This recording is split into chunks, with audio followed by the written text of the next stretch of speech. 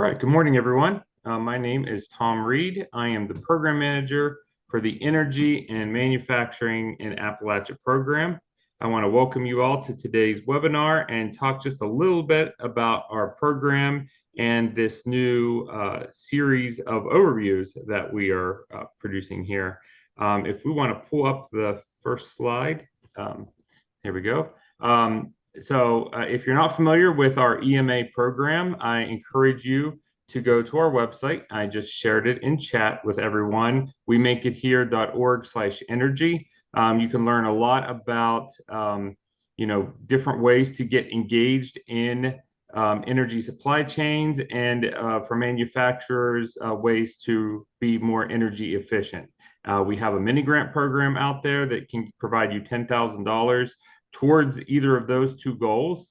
And our newest piece of information, a new series that we have, this is a Fuel for Thought. We got a lot of terms here. Fuel for Thought webinar series, but for the next foreseeable months, we're going to be focusing on our energy supply chain overviews.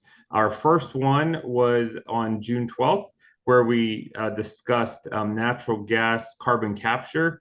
And we have that report available, as well as a recording of that webinar on our website, the site that I just shared with you all. So you're welcome to see that. Today, of course, we're going to be talking about the nuclear supply chain and the nuclear industry. And you can see, looking at coming up next month, we have onshore wind, and then an overview of AI data centers. And then in August, we are going to talk about battery storage. So all of these are focused for manufacturers or those who support manufacturing in helping a company to determine go or no go as far as entering or expanding into one of these energy industries or products. So I think it's a great way, whether you are currently working in one of these industries or maybe a similar vertical, and you're just curious to see where you could go here. I see we have several non-manufacturing attendees today, and a lot of you who are working with manufacturers. So hopefully you will all learn a lot yourselves and then share this with manufacturing companies that you know, because like I said, we're hoping to have about a dozen of these reports come out, 2 per month through the fall. And if you don't see a topic that you would be interested in, or if you see some information missing from a report that you would like to see, definitely share that with us, and we'll be glad to take into consideration all of those suggestions. So I'm going to send one more link up. This is a direct link to the nuclear report that we're going to talk about today. And so I'm going to turn it over to our speaker today. The report itself was drafted by the Penn State Extension Energy team. They gathered the content and information from a variety of sources referenced within the document. The Penn State Extension Energy team is committed to providing science-based general education on numerous energy-related topics. And in the report, they have their website, extension.psu.edu/energy. So now I'm going to turn it over to Tom Bresnock, who's going to walk through the report. But again, I want to encourage you all, if you haven't done so already, please download the report. It'll make it, I think, much easier for reference later. All right. Thank you, Tom. Thank you, Tom. Appreciate the intro. Go ahead. Like Tom mentioned, the Energy Manufacturing Appalachia series. This is the nuclear industry overview. I hope everyone kind of read it page to page, but some of you may not have done that. But we're just going to go through some of the highlights in the report, some of the big topics that are covered in it. And if you haven't had an opportunity to go ahead and download that, we encourage you to do so. A lot of great information, and we enjoyed collaborating to put this all together for you. So the agenda today, we're going to look at a little bit of an industry overview, a little bit of talk on just how bipartisan nuclear has been for the last few decades. Some of the big tech investment that you probably read about in the news really seems to be driving a lot of this. A few forecasts based on market size and growth, what's driving this market, what's coming down the road, looking forward to things. And of course, with nuclear, there's obviously challenges, concerns. Um, we're going to talk about some of the traditional and the newer small modular reactors, and then there'll be some industry resources that we list, and then we'll take a little bit of Q&A if we have any time left. What is going on here? There definitely is a nuclear industry resurgence. They're looking at this pretty much globally, but especially some of the stuff here in the U.S. You're looking at compound annual growth rates, 3.3% or higher. You're looking at the modular reactors growing from around 6 billion right now to potentially, looking out to 2034 at over $16 billion. So then you're looking at almost a 9% compound annual growth rate. So those are some big projections on where this market size is going. There are over 80 different designs in development. So that's kind of the race to see which of these small modular reactor designs will be the big winners in all of this. But there's a tremendous amount of activity going on. So it's a very exciting time for the industry that was somewhat stagnant maybe over the last couple of decades. It's bipartisan. So this is one of the very few things that no matter if administrations change, there seems to be ongoing support for this. And you saw this in the first Trump administration where they were streamlining some of the licensing. The Vogtle plants, which are the last two traditional plants to come online here in the U.S. down in Georgia, they were strongly supported, both units 3 and 4. Though the last of those two have just come online, and I think that's referenced some in the document as well. The Biden administration put in $6 billion for the civil nuclear credit, and there were a lot of very lucrative tax credits in the Inflation Reduction Act. They were also supporting the advanced reactors. And now you have the second administration for Trump. And I tried to take some notes because my head's been spinning in the last 6 months. There've been a lot of incentives and a lot of changes to support some of this development in nuclear. So it's a pretty exciting time. The SMRs for NuScale and some of the new gen stuff. And we're going to talk about some of the reactor restarts as well. So it's exciting to see something that's actually really bipartisan, and it has been now for quite a long time. So what's really fueling some of this? Well, big tech has a lot of resources and a lot of dollars to put behind a shift in nuclear. And of course, one of the big attractions for them is that a lot of them had pledges to be carbon neutral by a certain date. And that has been a little bit difficult with some of the renewables that they were able to acquire or get online. So some of the projections for the amount of power that's going to be needed for these data centers is just astronomical. I think one of the best analogies I remember reading about, I think it was in the New York Times, was by 2030, it would be as if we put another New York City somewhere in the Northeast. It just appeared, and we needed enough power for another New York City. So that gives you a kind of a picture in your mind of just how much power we're looking at here. So the big Microsoft restart of 3 Mile Island is excited. They're hoping to get that on by 2028. They put in the 1.6 billion for that. A lot of talk, Amazon investing here in Pennsylvania and across the country in a number of data centers and some nuclear stuff here.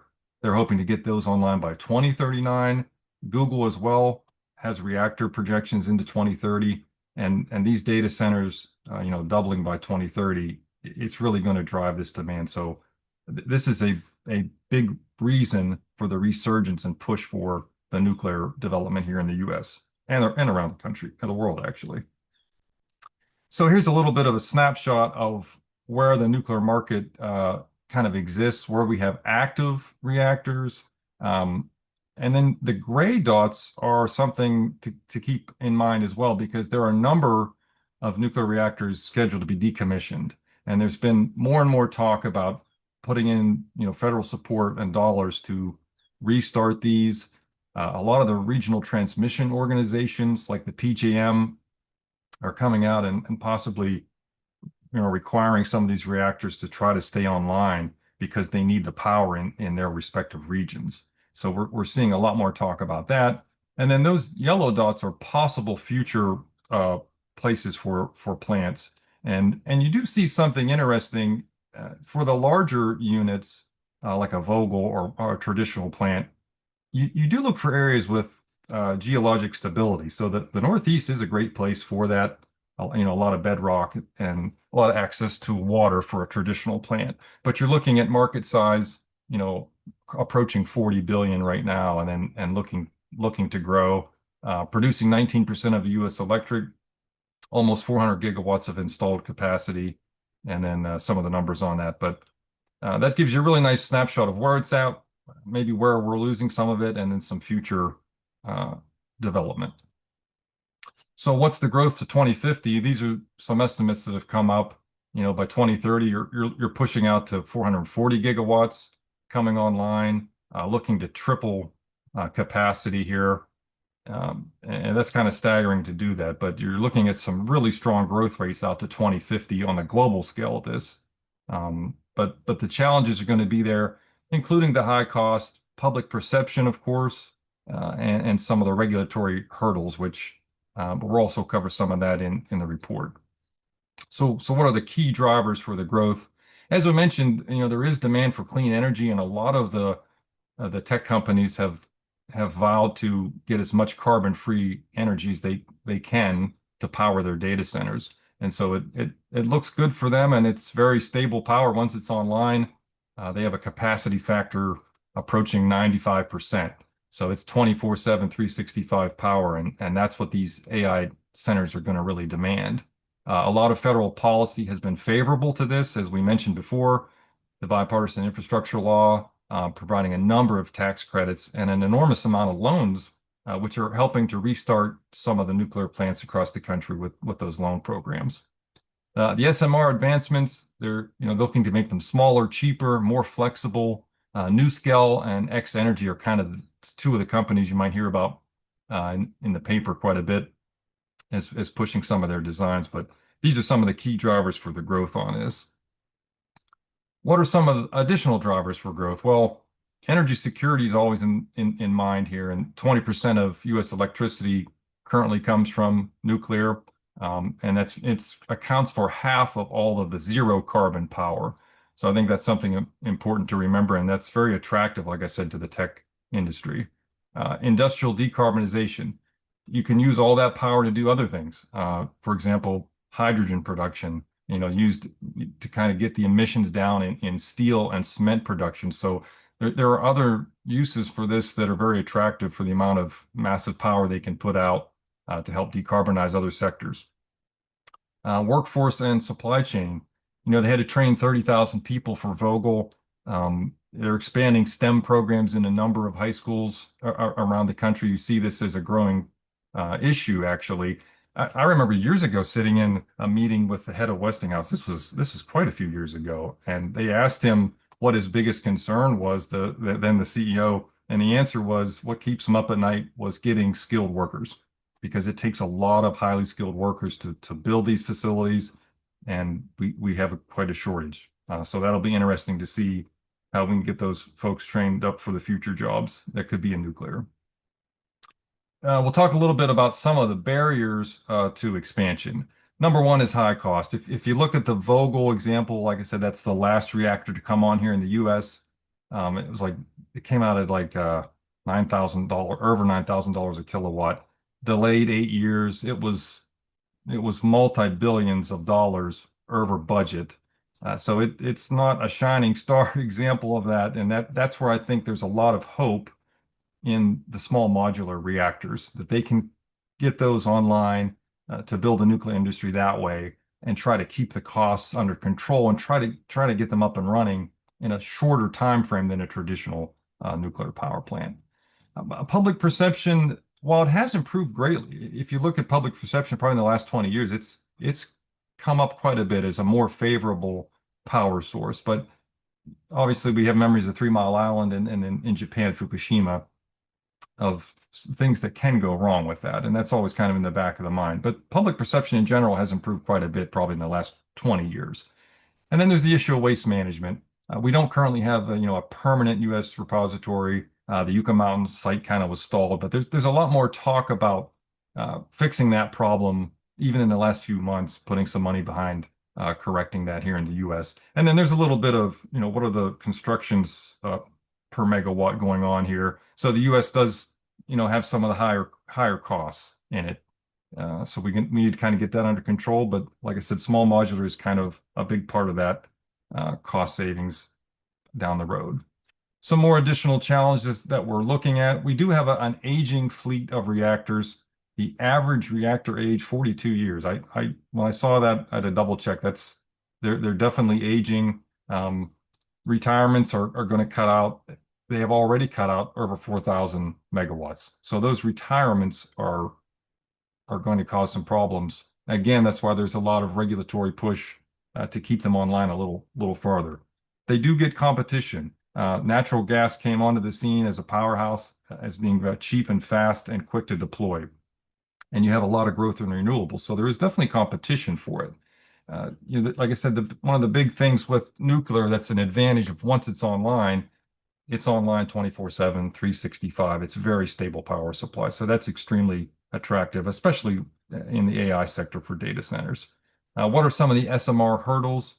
Regulatory delays, high initial costs. We did see a NuScale termination of their project in 2023. And then there's a little bit of a timeline here of U.S. nuclear power plant capacity additions between 2018 and 2025, with the two big additions being the Vogtle connections. But then you look at the retirements. Now, Palisades there's an asterisk on that one because this is our first attempt at restarting a nuclear facility that was shut down. It's never been done before. It's kind of the first run through for the Federal Energy Regulatory Commission, or FERC, to go through this. So there'll be a lot of eyeballs on how that goes. But there's a lot of momentum behind it, and if that goes well, I think you're going to see a little more of a push to bring back some of these other not so long ago retired plants, like you see between 2018 and 2021. Just a real quick overview of what a pressurized reactor contains, and in effect, a lot of the structure is very similar. You have a control rod of some type involved here. It is steam generation that's converting the heat to the steam to run the turbine, which is actually going to produce the power for everybody. Electrical generation. I think, in some minds, maybe you think the plumes coming out of those plants are something that's just condensation coming out of the cooling towers. But traditionally, on a large reactor, you would normally see them near a larger source of water. Part of the promise of the small modular reactors is that they would need potentially none of that massive amount of water to keep them up and running. There's some different designs using some other coolants. So that's an exciting thing to take a look at. And then what are some of the traditional and SMR reactor companies that are currently out there? Obviously, Westinghouse is a powerhouse around the world with their designs. GE Hitachi and some of those are more traditional. And then if you look at the SMR reactors, NuScale's a big name in looking to do this. TerraPower, X Energy. So just want to give you an idea of who the bigger players are in both the traditional and the SMR markets. And then what are some of the key nuclear industry organizations around the world and here in the U.S.? So we obviously have the Nuclear Energy Institute that does a lot of U.S. policy advocacy here. The World Nuclear Association, IAEA, Safe, Peaceful Nuclear. They've been in the news actually quite a bit, as you probably heard. Then the American Nuclear Society. So some examples of this, and if you read the report, there's a lot more in there. We just wanted to highlight a few of them if you haven't had a chance to look at the report. And then where is nuclear power across the globe actually thriving? So the chart on the left are nuclear capacity that's currently under construction right now. So as you can see, China is really building a ton of nuclear reactors. So obviously they have a huge power demand for a number of reasons. India is right behind. You have two of the biggest population centers on the planet, putting a lot of nuclear under construction through Turkey, South Korea. And then the U.S., that's counting the two Georgia reactors, which are now online. But globally, there's a lot of construction going on right now and a lot of anticipation over the next 20, 30 years, especially here in the U.S. So just wanted to highlight who are the global leaders on that. And then just a little bit of a touching base on what's the role of nuclear in the future. So it's going to be there for a clean, reliable energy source. Again, it has the highest capacity factor. It's running virtually 24/7, 365. There's a little bit of downtime for refueling, but it's a once it's online, it's pretty steady and it is carbon free. And then you have a lot of SMRs coming with big tech investment. So that's a big driver, something to really watch for. Again, we're going to have the challenges on cost, the perception from the public, and the waste management from that. And those are things that really you see the Department of Energy focusing on more and more. And then policy and collaboration are going to be keys to meeting the 2050 goals. Um, so that gives a little bit of an overview of everything that's in the report. And then I think we have some time. If we have any questions, we can take those now. Yeah, thanks, Tom. And I would encourage people, if you do have more questions, please submit those in the chat pod or Q&A pod. Tom, we did have a couple that came in via email talking about the restart of some of these plants and the safety concern. And I guess summarizing another one is, these plants were shut down for a reason. Why is it now kind of safe to restart these after they've been shut down? I think that it's a lot of it has to do with, the Palisades plant in Michigan is under, I forget the name of the regional transmission organization, but that Midwestern part of the country is, if there's a blackout coming in the next few years, that's probably where you're going to see it. They are having a little bit of an issue with getting enough power. Days like this hitting 100 degrees, air conditioner industry. So their demand for power, especially through that central part of the country, is huge. The Biden administration had put loans in place. The Trump administration is also continuing that. So that's almost an emergency situation for that part of the country to get that online. But it'll be a great test to see if they can get it in a timely manner online and they can control the cost of restarting. But it's not just like, dusting a few things off and flipping a switch. There's a lot of testing to go on to make sure everything's back to where it was maintained. Because these facilities employ a lot of people around the clock maintaining. There's a lot to maintain inside there. So it'll be interesting to see. But that's really showing a demand part on the Palisades. The one in 3 Mile Island really is under the investment of Microsoft. So that's a restart to use that power mostly for their AI data centers. Okay, thank you. Another question come in here says, how long until big tech AI, I lost it, AI companies start commissioning their own nuclear power plants? That's an interesting question, because what happened with the Microsoft original agreement, my understanding is, and there was one with Amazon, I think, as well. So they weren't being metered, basically. So you build your data, because these nuclear plants usually have a lot of acres around it, mostly for security. They don't want people coming in there. So they had the acreage, and you put a data center in there, and you kind of hook it up. And there was a little bit of, well, how much power is it drawing? And it actually got to a regulatory, I think, as of right now, they're basically saying, well, you have to show the public needs to know what's being drawn off that, because that's also powering our power. And so they don't want a situation where they basically pay to take it all down. So that's an interesting question. There's not a ton of clarity, but I think it looks to be they're going to be more metered connections. But you're right. If the SMR prices get down to a level that these companies could afford, they basically could have many campuses powered by very small, even microreactors. So there's a lot of potential for a lot of industries to use this, especially as we get the SMRs to come online, and even the microreactors. In the SMR, the microreactors go through the same or similar regulatory process? Oh, yeah. They'll all be under the Federal Regulatory Commission, Energy Commission. But once the design approval's there, I think you'll see some, then we'll see how quickly they can be produced. And the idea is, obviously they're modular. I think initially you might see them as additions to current nuclear campuses. Like I said, they usually have a lot of acreage. So if you were going to add some SMR capacity, it might make sense to do some right on an existing campus. I think there's some talk of that. It's kind of exciting that you can put these in a little more remote areas. You don't necessarily need as much water.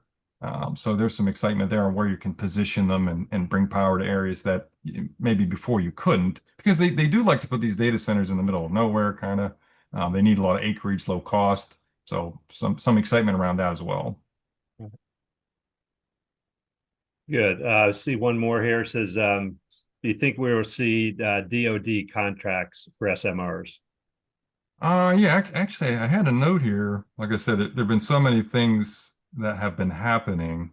Um, but I think there was a fuel cycle enhancement with the Department of Energy, and they're developing a national policy for spent nuclear. And then they were going to kind of jumpstart some of this on an existing, like a military facility. So there's some talk about maybe doing an initial test as part of a, Department of Defense program for a microgrid for a defense use. So I could see that. And there's, like I said, your head will start spinning when you start look at the developments in the last 6 months on some of the proposals, but you could definitely see that happening.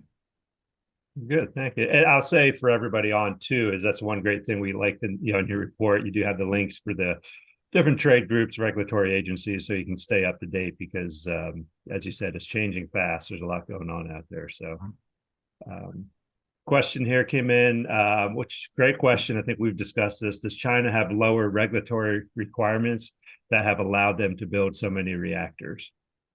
Well, I'm pretty sure they're not going to show me their regulatory requirements if I request. But I mean, I think you can guess on that one that I don't think perhaps it's as stringent there. But I will say other countries, a few months back we had one of the heads of the Canadian nuclear program up, and they have a very successful long-term program. They standardize theirs though. So they're basically all the same reactor, which did help them. So I don't know. I think maybe the Chinese are kind of the same way where as a country, they came up with a standard, a couple standards to use. So if I'm going to guess, it's not as much of a regulatory burden in China as it is here, for sure. And I think you've shown some of the costs. Obviously, Right, exactly. Standardization, regulatory. Absolutely. Right. Yeah, good. Okay, well, I'm not seeing any more questions there, so I'll kick it back to Tom Reed there. Yeah. All right. Well, yeah. Thank you, Tom, and thank you, Matt. Thanks for the Penn State team for putting this together. I think it's great. There's a lot of reports and a lot of information out there about the nuclear industry, but I think what you did here was really targeted to what's important to a manufacturer who wants to be a part of the supply chain. So even though you're a university, it's definitely not just your typical like academic dive into a topic. It really, to me, these are the practical pieces of information that a manufacturer should be looking at. So thank you again for that. I look forward to getting feedback from everyone, and probably with the holiday next week. If not next week, the week after, we will have a recording of this webinar available up on our website. So if anyone missed it or you want to go back and revisit some of the comments, you can do that. And then, of course, in the meantime, the report is up now, so you can take a look at that and forward it to others that you might want to see it. So thank you all.